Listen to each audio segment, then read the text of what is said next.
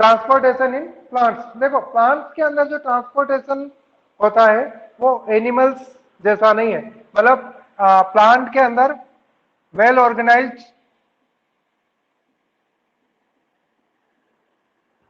Transport system नहीं है।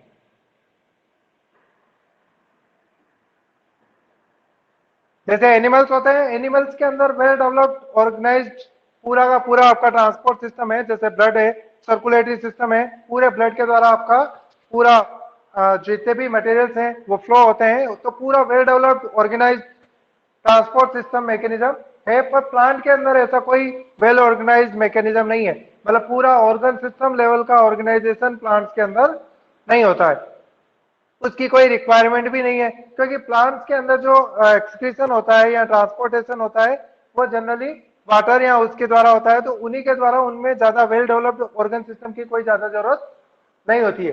ठीक है, तो इसके अंदर जो इसका ट्रांसपोर्टेशन होता है, जनरली ट्रांसपोर्ट होता है वाटर का और फूड का, दोनों का, है ना। फर्स्ट आपका जो ट्रांसपोर्टेशन है वो वाटर का है, ट्रांसपोर्ट ऑफ वाटर।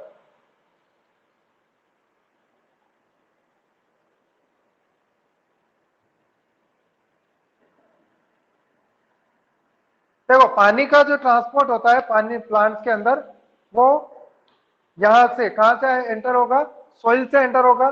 जो टिश्यू इसके लिए रिस्पॉन्सिबल है वो है आपकी जाइलम।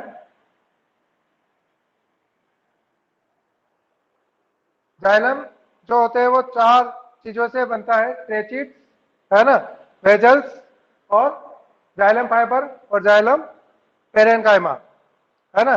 जाइलम तो जो बनता है ट्रेचिड्स, वेजल्स, जाइलम फाइबर और जाइलम पेरेन्काइमा।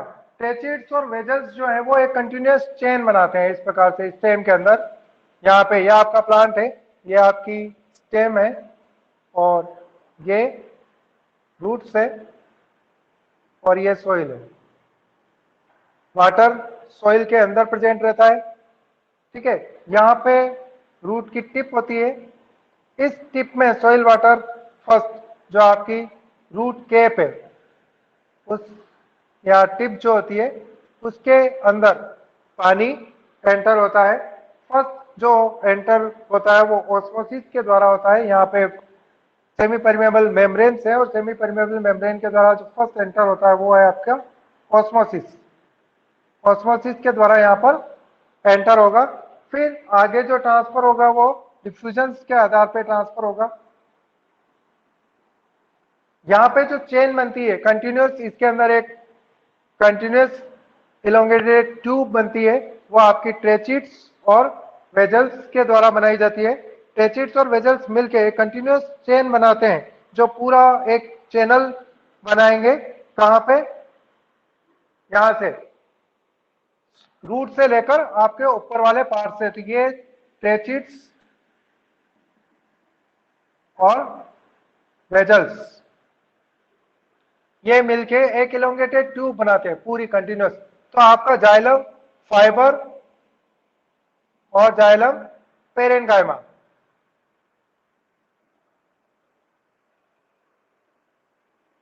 ये सपोर्ट के लिए है।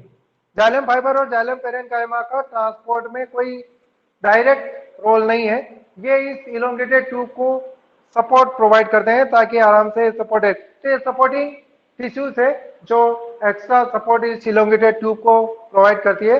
और जो इलोंगेटेड ट्यूब बनेगी वो बनेगी ट्रेचिड्स और वेजल्स का।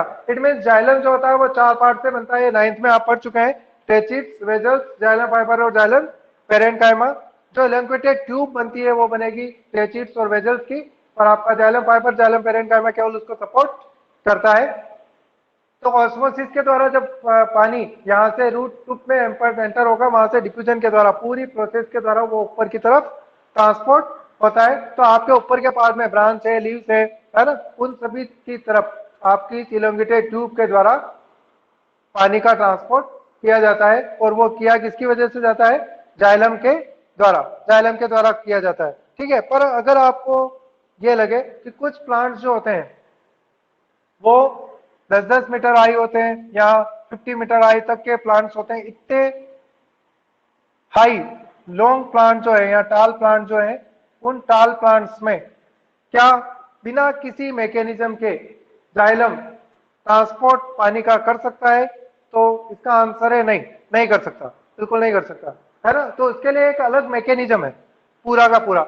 जैसे अगर आपको एक सिंपल वे में कहा जाए कि आपके डबल स्टोरी बिल्डिंग है, मकान है, डबल स्टोरी मकान है, नीचे आपके नल जो है वो नीचे आते हैं नीचे की बिल्डिंग में, और आपको सेकंड स्टोरी जो है आपकी बिल्डिंग की वहां पे पानी को पहुंचाना है, तो क्या उस नल के अंदर केवल नली लगाने से काम चल जाएगा और वो ऊपर पहुंच जाएगा? नहीं, वहां पे आपको क्या करना पड़ता है? मोटर लगानी पड़ती है। तो मोटर की वजह से वो चढ़ता है। तो प्लांट्स के अंदर कौन सी मोटर लगी हुई है? अगर आप प्लांट्स की हाइट देखते हैं तो आपकी डबल स्टोरी बिल्डिंग भी कहीं नहीं है, डबल स्टोरी से भी ऊपर के प्लांट्स होते हैं, इतनी लेंथी प्लांट्स होते हैं सारे। ट्रिपल स्टोरी मकान होते हैं, उतने उतने लेंथी के मकान होते हैं। तो पूरी पूरी लेंथ के जो ट्रीज है वहां पे टॉप मोस्ट तक पानी कैसे पहुंचता है? बिना मोटर, मोटर तो कोई है नहीं, और जाइलम के द्वारा इतना प्रेशर एक्सर्ट कर पाना पॉसिबल नहीं है कि वो ट्रांसपोर्ट पूरे हाई पार्ट तक, जहाँ पे जो टॉप मोस्ट पार्ट है प्लांट के, वहां तक पहुंच जाए। तो उसका मैकेनिज्म जो है वो कुछ डिफरेंट है, और वो मैकेनिज्म है ट्रांसपीरेशन के आधार पे। किसके आधार पे? ट्रांसपीरेशन जो होता है। ट्रांसपीरेशन जानते हो आप? ट्रांसपीरेशन क्या होता है? The evaporation of the water from the aerial parts of the plant, that is called transpiration. जैसे ये प्लांट है, तो प्लांट के जितने भी एरियल पार्ट्स हैं उनसे वाटर का इवोपरेशन अगर होता है तो उस प्रोसेस को ट्रांसपीरेशन कहते हैं। अब वो किस प्रकार हेल्प करती है कि आपका पानी का मूवमेंट, अपवर्ड मूवमेंट हो जाए?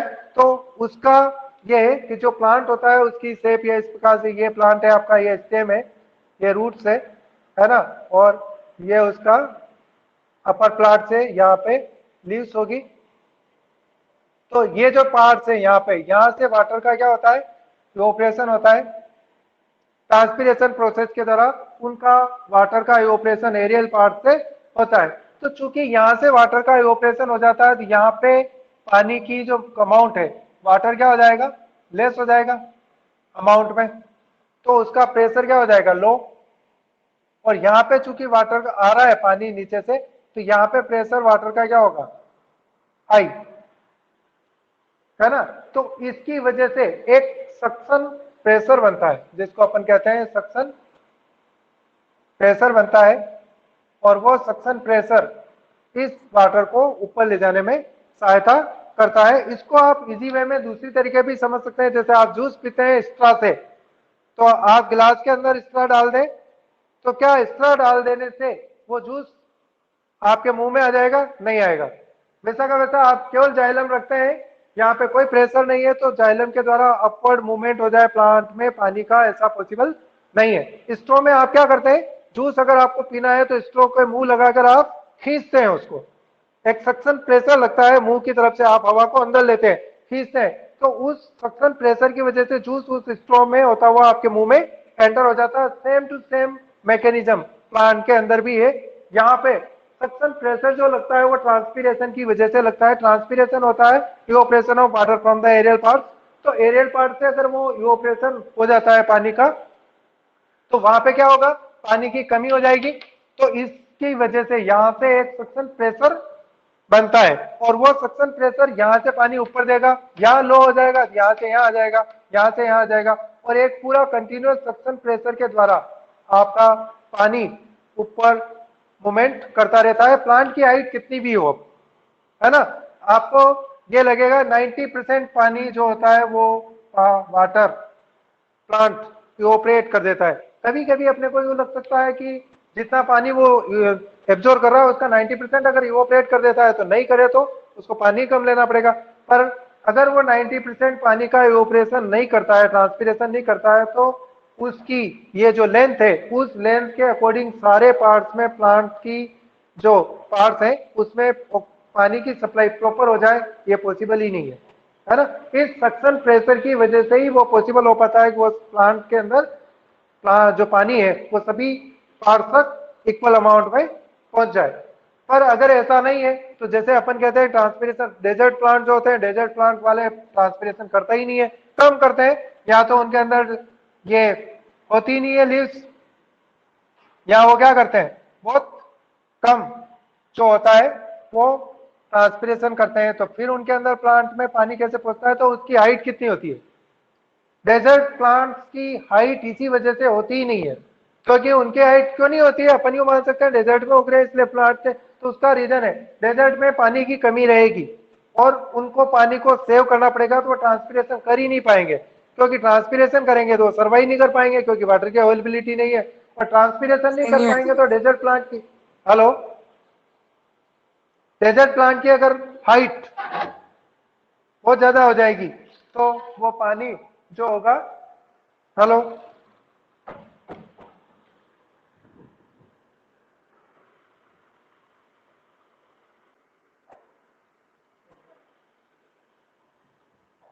ठीक है, तो समझ में आएगा। डेजर्ट प्लांट्स के अंदर डेजर्ट प्लांट्स के अंदर इवोपरेशन ट्रांसपिरेशन की वजह से स्टॉप हो जाता है, वो स्टॉप कर देते हैं अडाप्टेशन की वजह से, तो उनकी हाइट नहीं होगी। इसीलिए डेजर्ट प्लांट की हाइट आपको मिलेगी नहीं। डेजर्ट प्लांट सदैव छोटे ही होते हैं हाइट में, और वहां तक वो जाइलम पानी पहुंचाने का काम आसानी से कर सकता है। अगर वो डेजर्ट में प्लांट्स लेंथी हो जाते हैं या लॉन्ग हो जाते हैं तो वहां पे वो सर्वाइव कर ही नहीं पाएंगे। इसलिए उनकी कभी भी डेजर्ट प्लांट की किसी भी डेजर्ट प्लांट की लेंथ पूरी प्रॉपर नहीं होती है। ये आपका ट्रांसपोर्टेशन ऑफ वाटर है। दूसरा जो इंपॉर्टेंट थिंग है इसके अंदर वो ये है कि यहाँ पे एनर्जी नीडेड नहीं है, किसी भी रूप में यहाँ पे कोई एनर्जी की रिक्वायरमेंट नहीं है। ट्रांसपोर्टेशन ऑफ वाटर इज है एनर्जी फ्री मेथड, यहाँ पे किसी भी प्रकार की एनर्जी का रिक्वायरमेंट नहीं है, मतलब एटीपी या कोई भी एनर्जी नहीं लगेगी। बिना एनर्जी के यहाँ पे ट्रांसपोर्ट होता है पानी का। किसकी वजह से होता है, ट्रांसपीरेशन की वजह से होता है। ट्रांसपीरेशन की वजह से क्या बनता है, सक्शन प्रेशर, और वो सक्शन प्रेशर सफिशिएंट है कि सोइल से पानी को सारे एरियल पार्ट तक पहुंचा सकता है। ठीक है, तो ये जो प्रोसेस है वो आपका फर्स्ट हो गई ट्रांसपोर्टेशन ऑफ वाटर। हाँ, नेक्स्ट टॉपिक है आपका ट्रांसपोर्ट ऑफ फूड। देखो फूड जो होता है उसकी फैक्ट्री या अपन मान सकते हैं फूड बनता कहाँ है। फूड अपन जानते हैं फोटोसिंथेसिस के द्वारा लीव्स में बनता है। क्या बनता है, लीव्स के द्वारा। फोटोसिंथेसिस के द्वारा प्लांट्स बनाते हैं फूड को, और वो लीव्स के अंदर बनता है। तो जो ट्रांसपोर्ट होगा फूड का वो लीव्स से होगा। तो लीव्स की द्वारा जो ट्रांसपोर्ट होगा वो अपवर्ड पार्ट में भी होगा और डाउनवर्ड पार्ट में होगा। फूड की रिक्वायरमेंट अपर जो लीव्स है या ब्रांच है, जो टॉप पार्ट है उनका, उसको भी होता है, तो आपकी जो रूट है उसको भी होगा। फूड की रिक्वायरमेंट दोनों तरफ है। तो फूड का मूवमेंट जो लीव्स होती है अपन जानते हैं कि रूट्स के पास तो होती नहीं है, लूज होती है बीच में या अपर पार्ट में। तो लीव्स के जो बीच में है उस वो अपवर्ड में मूवमेंट करेगी और रूट की तरफ भी खाने को मूवमेंट करवाएगी। इट मीन्स जो फूड का ट्रांसपोर्ट है वो बाई डायरेक्शनल है, दोनों तरफ होता है। लीव्स का फूड का ट्रांसपोर्ट अपवर्ड भी होगा और फूड का ट्रांसपोर्ट डाउनवर्ड भी होगा, पर जाइलम का ट्रांसपोर्ट सदैव अपवर्ड ही होगा, यूनिडायरेक्शनल होगा। ये बाई डायरेक्शनल मूवमेंट है और बाई डायरेक्शनल मूवमेंट के अंदर फूड का ट्रांसपोर्ट होता है। एक पॉइंट, ठीक है। दूसरी बात, जो फूड का ट्रांसपोर्ट प्लांट्स करते हैं वो फूड बनेगा कहाँ, फोटोसिंथेसिस से करेगा कौन, फ्लोएम। अनदर टिश्यू है जो फूड का ट्रांसपोर्ट करती है ना। इसके अंदर फ्लोएम के अंदर जो होते हैं वो side tubes, companion cells, phloem fibre और फ्लोएम पेरेन्काइमा। जैसे जाइलम के अंदर थे इसके अंदर भी 4 सेल्स होती है। एक तो होती है साइड ट्यूब्स, कंपेनियन सेल्स और बाकी फ्लोएम पेरेन्काइमा और फ्लोएम फाइबर। ठीक है, तो 4 प्रकार की सेल्स है। इंपॉर्टेंट यहाँ पे भी वही है, साइड ट्यूब्स और कंपेनियन सेल्स ट्रांसपोर्ट के अंदर एक्टिव पार्ट जो लेती है वो आपके साइड ट्यूब्स और कंपेनियन सेल्स है। ये भी एक लॉन्ग ट्यूब बनाएगी, पूरा ट्रांसपोर्ट सिस्टम बनाती है और उसके द्वारा आपके फूड का ट्रांसपोर्ट होता है। फ्लोएम पेरेन्काइमा और फ्लोएम फाइबर्स केवल सपोर्टिंग रोल प्ले करते हैं, वो इनको सपोर्ट करते हैं। ट्रांसपोर्ट में उनका कोई ज्यादा इन्वॉल्वमेंट डायरेक्ट नहीं है। ठीक है, तो फ्लोएम का जो मूवमेंट है ना, तो इसके अंदर जाइलम और फ्लोएम के अंदर अगर आपको डिफरेंस जो है तो वो पता लगेगा। तो वो मेजर डिफरेंस ये है कि फ्लोएम के द्वारा जो ट्रांसपोर्ट होता है वो एटीपी के द्वारा होता है। एटीपी रिक्वायरमेंट बिल्कुल है। फ्लोएम जब भी फूड का ट्रांसपोर्ट करेगा तो एनर्जी रिक्वायर्ड है, एटीपी के द्वारा करेगा।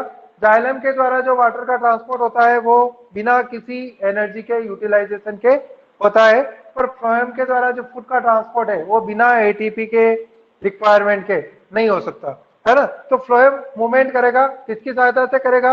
एटीपी की सहायता से। पर अब एटीपी वो यूज क्यों करता है, किस कारण से उसके एटीपी लगती है? तो उसके लिए आपको पेज नंबर बुक खोलो, पेज नंबर 109 निकालो, ठीक है। लास्ट पैराग्राफ 109 का उसको पढ़ो, उससे आपको पूरा एक्सप्लेन हो जाएगा। Unlike transport in xylem which can be largely explain by simple physical process. Physical process का मतलब डिफ्यूजन और आपका transaction pressure by the transpiration, वो फिजिकल फोर्स है। सक्शन प्रेशर किसकी वजह से लगता है? ट्रांसपिरेशन की, और उसकी वजह से वो फिजिकल फोर्स लगता है, और वो फिजिकल फोर्स काफी है वाटर के अंदर जाइलम के द्वारा पानी के ट्रांसपोर्ट के लिए। द ट्रांसपोर्ट ट्रांसलोकेशन, हाँ दूसरा जो ये इंपॉर्टेंट है यहाँ पे, transport of food by phloem is called translocation. इसको अपन ट्रांसलोकेशन कहते हैं। वहां जो फिनोमिना जाइलम के अंदर काम आ रहा है वो है ट्रांसपीरेशन। जाइलम के द्वारा जो पानी का ट्रांसपोर्ट होता है वो प्रोसेस क्या है? Transpiration. The transport of food by the help of phloem, that is called translocation। इसको आप ट्रांसलोकेशन कहते हैं, है ना। तो ट्रांसलोकेशन जो होता है फूड का, translocation in phloem is achieved by utilizing energy. तो एनर्जी यूटिलाइजेशन के द्वारा फ्लोएम के द्वारा ट्रांसपोर्ट होता है फूड का। वो यूटिलाइजेशन क्यों होता है? ये नीचे की जितनी भी लाइनें हैं ये बहुत इंपॉर्टेंट है, और इसके अंदर से बहुत सारे शॉर्ट क्वेश्चन भी आते हैं। इनके आधार पे पूरा तुम्हारा 1-2 मार्क्स रीजनिंग क्वेश्चन भी आ सकते हैं। ये लाइनें आपको बिल्कुल कंफर्म समझनी चाहिए। पहला है मटेरियल लाइक सुक्रोज, जैसे मटेरियल है सुक्रोज है, अमीनो एसिड है, जो भी आपके बनेंगे फोटोसिंथेसिस के द्वारा, वो सभी materials like sucrose is transferred into phloem tissue using energy from ATP. अब देखो यहाँ पे एटीपी यूज का हुआ पता चला तुम्हारे को? एटीपी यूज हुई है, ये आपका फ्लोएम है। देखो अपन जानते हैं जनरली ट्रांसपोर्ट कहाँ होता है? हाई टू लो कॉन्सेंट्रेशन पे ट्रांसफर होता है। तो यहाँ पे पहले क्या करेंगे, वो सुक्रोज को एंटर करवाएंगे इस फ्लोएम टिश्यू के अंदर। तो जो सुक्रोज का एंटर है फ्लोएम में वो एटीपी की वजह से होता है। तो रिक्वायरमेंट कहाँ है एटीपी की? कहाँ रिक्वायरमेंट है? To enter the sucrose into the phloem cells. Phloem cells जो है उनके अंदर सुक्रोज की एंट्री करवानी पड़ेगी, और उसके लिए आपको एटीपी चाहिए, ठीक है ना। तो ये एटीपी यूज कहाँ होता है पता चल गया। Material like sucrose is transferred into phloem tissue using energy from ATP. यहाँ पे एटीपी लगेगी। This increase the osmotic pressure of the tissue causing water to move into it. तो यहाँ पे ऑस्मोटिक प्रेशर इंक्रीज होगा और वाटर जो होता है वो इसके अंदर एंटर होगा। इसकी वजह से सुक्रोज इसके अंदर जाएगा, तो यहाँ पे पानी की क्या कमी हो जाएगी। बाहर क्या होगा? पानी का कॉन्सेंट्रेशन हाई होगा। सुक्रोज अगर आपने एंटर करवाया तो सुक्रोज की मात्रा ज्यादा हो जाएगी इसके अंदर, और सुक्रोज की मात्रा ज्यादा हो जाएगी तो पानी की मात्रा क्या हो जाएगी? कम। तो पानी एंटर होगा किसके अंदर? फ्लोएम के अंदर। तो एटीपी पानी के फ्लो के अंदर नहीं लग रही है, एटीपी लग रही है सुक्रोज के फ्लोएम के अंदर मूवमेंट में। तो ऐसा क्यों? यहाँ पे आपने एटीपी क्यों लगाई? अगर आपको ये पूछे सुक्रोज का मूवमेंट अगर आप फ्लोएम में करवाते हैं तो एटीपी क्यों चाहिए? तो उसका रीजन ये है कि पहले से फ्लोएम के अंदर फूड बना हुआ है। क्या है? फूड है। तो सोल्यूट तो बहुत ज्यादा है पहले से, और आप और एक्स्ट्रा सोल्यूट देना चाहते हैं।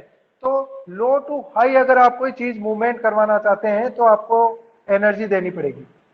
जैसे पानी है, पानी अगर कहीं ज्यादा भरा हुआ है कहीं कम भरा हुआ है तो ज्यादा से कम की तरफ तो वो नेचुरल तरीके से जाएगा, वहां पे आपको एनर्जी देने की जरूरत नहीं है। हाई टू लो मूवमेंट सदैव एनर्जी फ्री होता है, और वहां पे कोई एनर्जी नहीं। पर अगर आप उल्टा चाहते हैं कि नीचे पानी कम है और जहां पानी ज्यादा भरा हुआ है पर वो नीचे जो पानी है वो ऊपर जाए, तब आपको एनर्जी देनी पड़ेगी, किसके रूप में? इलेक्ट्रिसिटी के रूप में।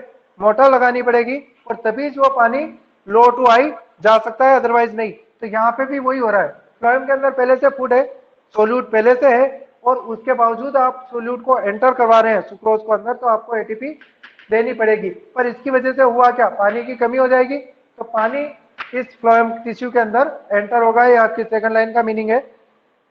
This pressure moves the material in the phloem to tissue which have less pressure. और यहाँ पे इसकी वजह से एक हाई प्रेशर क्रिएट होगा इस फूड का, और ये हाई प्रेशर क्या करेगा? जो एक और कोई टिश्यू है पास में, उसके अंदर लो प्रेशर है फूड का, तो ये पूरा का पूरा फूड यहां से वहां ट्रांसफर हो जाएगा। हाई प्रेशर की वजह से फूड का जो तो सर ट्रांसपोर्ट है एनर्जी वो, सिर्फ सुक्रोज को एक फ्लोएम बार एक बार में एक फ्लोएम की। एक एक बार और रिपीट कर देंगे, एक बार सुन लो पूरा। This pressure moves the material in the phloem to tissue which have less pressure. तो इसकी वजह से फ्लोएम के अंदर जो आपका फूड है वो जिस उस सेल के अंदर ट्रांसफर हो जाएगा जिसके अंदर प्रेशर डाउन है। This allows the phloem in to move material according to the plant's need. ये क्वेश्चन भी इंपॉर्टेंट है और इसका आंसर यही है। फ्लोएम को या प्लांट को कैसे पता चलता है कि कहाँ फूड की कमी है और कहाँ फूड की कमी नहीं है, कहाँ फूड को पहुंचाना चाहिए और कहाँ फूड को पहुंचाने की जरूरत नहीं है? तो वो केवल प्रेशर से, जहां पे भी प्रेशर लो हो जाएगा इट मीन्स उसके पास फूड की कमी है, सोल्यूट की कमी है ना? तो वहां पे फ्लोएम अपने फूड को ट्रांसपोर्ट कर देगा, ये उसका अर्थ है। ठीक है, this allows the phloem to move material according to the plant's need. For example, ये एग्जांपल दे रखा है, in the spring sugar stored in root और स्टेम टिश्यू। स्प्रिंग सीजन के दौरान जो शुगर ज्यादा बनती है वो स्टोर हो जाती है प्लांट के अंदर। देखो ये जो प्लांट होता है, एनिमल्स फूड को स्टोर किस रूप में करते हैं? ग्लाइकोजन के रूप में। किस रूप में करते हैं? ग्लाइकोजन के रूप में। प्लांट कर सकते हैं उनको स्टार्च रूप में स्टोर कर सकते हैं। फूड बनेगा, फूड आपकी प्लांट्स की बॉडी में स्टोर हो जाएगा। जो आप फ्रूट्स खाते हैं, रूट्स खाते हैं, वो सभी स्टोर्ड फूड है ना? आप फ्रूट्स खा रहे हैं वो स्टोर्ड फूड है प्लांट का।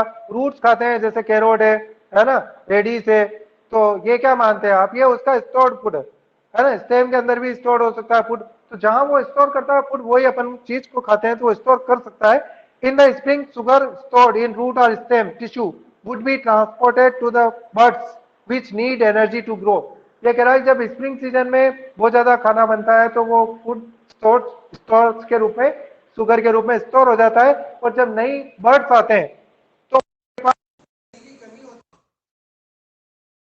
वो ट्रांसपोर्ट कर देते हैं ताकि वो बर्ड्स अपने आप में फ्लावर या उसमें डेवलप हो सके। एक बार वो पूरा रिपीट कर देते हैं। देखो, transport of food by the phloem needs energy in the form of ATP. पर एटीपी लगती क्यों है? कहाँ चाहिए एटीपी? एटीपी इसलिए चाहिए कि फ्लोएम के अंदर आपको सुक्रोज का ट्रांसफर करवाना पड़ेगा आप, क्योंकि यहाँ पे प्रेशर आपको हाई करना है, और हाई प्रेशर करने के लिए आपको ये ट्रांसपोर्ट इसके अंदर करवाना पड़ेगा ताकि पानी इसके अंदर मूवमेंट हो।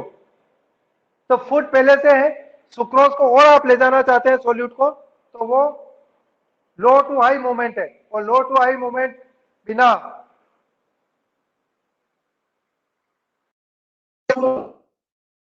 एटीपी के कंफर्म नहीं हो सकता, और इसीलिए यहाँ पे एटीपी यूज होगी और ये सुक्रोज फ्लोएम के अंदर ट्रांसफर होगा। जैसे ही फ्लोएम के अंदर ये सुक्रोज ट्रांसफर होगा, सोलवेंट सोल्यूट जो है वो ज्यादा हो जाएगा और सोलवेंट हो जाएगा कम। अब सोलवेंट जब कम हो जाएगा तो यहाँ पे वाटर, यहाँ पे कॉन्सेंट्रेशन वाटर का क्या हो गया? लो। तो जो हाई कॉन्सेंट्रेशन पे वाटर है वो वाटर इसके अंदर मूव होगा। अब वाटर जब इसका अंदर मूव होगा तो इसका जो प्रेशर है यहाँ पे लगेगा, जो प्रेशर क्या हो जाएगा? हाई। सेल का, फ्लोएम सेल का प्रेशर हो गया हाई। अब ये जहां पे भी प्रेशर डाउन है, इससे इस सेल से प्रेशर जिस जिस जगह डाउन है, इसका मतलब वहां पे फूड नहीं है, सोल्यूट नहीं है। सोल्यूट नहीं है इसीलिए वहां पे प्रेशर कम है। इसका सोल्यूट नहीं है का मतलब क्या है? उसके पास खाना नहीं है, तो ये उस जगह उस फूड को ट्रांसफर कर देती है। तो इससे ये भी पता चलता है कि प्लांट ये परफेक्ट है, कि उनका परफेक्ट मैकेनिज्म है कि कहाँ खाना चाहिए और कहाँ खाना नहीं चाहिए, वो केवल इस प्रेशर से डिटेक्ट कर लेते हैं। यहाँ खाना बना था और यहाँ अगर खाना है इस फ्लोएम के पास, तो इसका प्रेशर हाई रहेगा, और हाई रहेगा तो जहां जहां लो है वहां पे खाना नहीं है, तो यह वहां पे उस खाने को सप्लाई कर देती है। तो ये आपको ये एक्सप्लेन करता है कि हाउ प्लांट्स शो, या प्लांट्स को पता कैसे चलता है कि कहाँ पे फूड की रिक्वायरमेंट है और कहाँ पे फूड की रिक्वायरमेंट नहीं है। तो according to need phloem food का ट्रांसपोर्ट कर सकता है। एग्जाम्पल आपको दे रखा है, जैसे शुगर स्प्रिंग में स्टोर हो जाती है, और उसको अगर वो ट्रांसफर करना चाहे तो जो ग्रोइंग बर्ड्स हैं बाद में है उनको ट्रांसफर कर देगा, क्योंकि वहां पे प्रेशर सदैव कम रहेगा।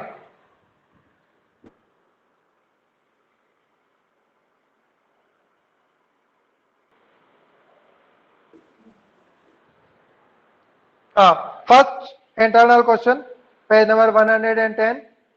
What are the components of the transport system in human beings?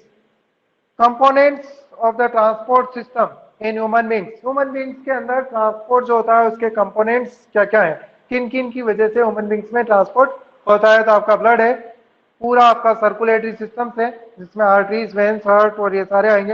ये सारे कंपोनेंट्स आपको लिखने पड़ेंगे। What are the functions of this components? तो आपको ब्लड ले सकते हो, ब्लड के अंदर सारे कंपोनेंट्स है, जैसे प्लाज्मा है, it helps in the transport of CO2। आपका आरबीसी है, RBC contains haemoglobin that helps in the transport of oxygen, ठीक है।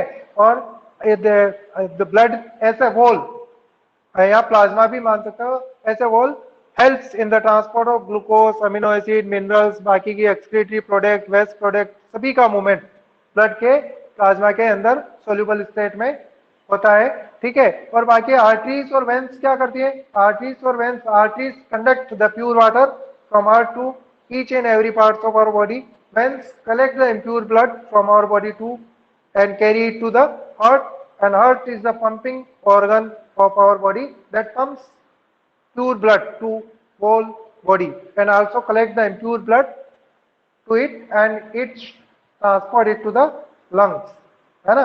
ये आपको लिखना है। तो फंक्शंस आपको कंपोनेंट वाइज लिखना है, जो कंपोनेंट का नाम लिखोगे उसी के आगे आपको उसका फंक्शंस लिखना है। Why is it necessary to separate oxygenated and deoxygenated blood in mammals and birds? तुमको जब लेसन एक्सप्लेन किया था तब बताया था फिश के अंदर 2 चैम्बर्ड हार्ट होता है, रेप्टाइल्स और एम्फीबियंस के अंदर 3 चैम्बर्ड हार्ट होता है, और मैमल्स और बर्ड जो होते हैं उसके अंदर 4 चैम्बर्ड हार्ट होता है। 4 चैम्बर्ड हार्ट इसलिए है क्योंकि वो वार्म ब्लडेड एनिमल है, और वार्म ब्लडेड एनिमल्स को अपनी बॉडी के टेम्परेचर को मेंटेन रखना पड़ता है, और बॉडी के टेम्परेचर को मेंटेन रखने के लिए उनको बहुत ज्यादा एनर्जी की रिक्वायरमेंट होती है, और high efficient supply of energy can be possible only if the oxygenated and deoxygenated blood is separated। तो बिना ऑक्सीजन ऑक्सीजनेटेड और डीऑक्सीजनेटेड ब्लड सेपरेशन के आपकी ऑक्सीजन की सप्लाई इफिशिएंट कभी हो ही नहीं सकती और फास्ट नहीं हो सकती। तो अगर आपकी इफिशिएंट और फास्ट सप्लाई नहीं होगी तो आपको एनर्जी नहीं मिलेगी, इसलिए यहाँ पे आपका ब्लड सेपरेट रहना जरूरी है। What are the components of the transport system? Question number 3rd. What are the components of the transport system in highly organized plants? तो कंपोनेंट जो है ट्रांसपोर्ट सिस्टम का प्लांट्स के अंदर वो दो हैं, जाइलम और phloem. Transport of water is done by the xylem and transport of food is done by the phloem. Transport of water in xylem is done by the transpiration and phloem do the transport of food by the process of translocation। ठीक है, ये आपको component point wise लिखने हैं इनके answer. Question number 4th, how are water and minerals transported in plants? तो वो तुमको बता दिया मैंने, वाटर और मिनरल्स दोनों एक साथ ट्रांसपोर्ट होंगे, और ट्रांसपोर्ट किसकी वजह से होगा? ट्रांसपीरेशन की वजह से। जो सक्शन प्रेशर बनेगा उसी के अकॉर्डिंग अपवर्ड मूवमेंट होगा और वो प्लांट्स में ट्रांसफर कर दिए जाएंगे।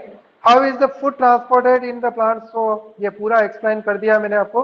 फूड का ट्रांसपोर्ट प्लांट्स में कैसे होगा, तो आपको स्टेप वाइज लिखना पड़ेगा। फर्स्ट स्टेप है ये सुक्रोज का ट्रांसफर एटीपी की वजह से, सेकंड वाटर का मूवमेंट है, थर्ड में प्रेशर हाई हो जाएगा, तो प्रेशर हाई हो जाएगा तो लो प्रेशर की तरफ उस फ्लोएम के द्वारा फूड का मूवमेंट हो जाएगा, और इस प्रकार से फूड का ट्रांसपोर्ट कंप्लीट हो जाएगा।